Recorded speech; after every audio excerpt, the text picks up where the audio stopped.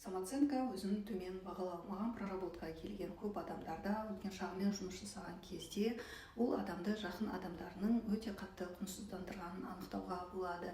Кішкентай кезінен сен әдемі емессің, сенің түрің жаман, сенің кімге керексің, сен қолыңнан ешнәрсе келмейді, сен ешнәрсе істей алмайсың деп өскен адам болашақта өзін жақсы өмірге, жақсы жарға лайықты емеспін, жақсы жұмысқа лайықты емеспін деп өседі. Өйткені кішкентай кезінде сол программа қалыптасады. Мен жақсы өмірге лайықты емеспін, маған осы да болады деген сияқты өзін өте қатты құнсыздандырады.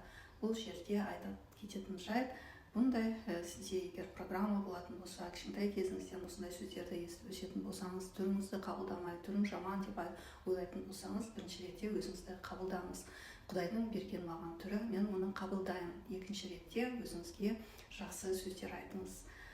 Сол сенесіз бе, миыңыз сенбей ма, жиі айтыңыз. Теліңізде қандай реакция болып жатыр, теліңізде жақсы реакция пайда болғанша соны айтуыңыз керек. Әрине бұл кішкене уақытты талап етеді. Егер сіз түпкілікті, терең және қысқа уақытта өзіңізді қабылдап, өміріңізді өзгерткіңіз келетін болса, онда проработкаға жазылуға болады. Ол үшін төменге проработка сөзін қалдырыңыз, мен сізге жауап беремін.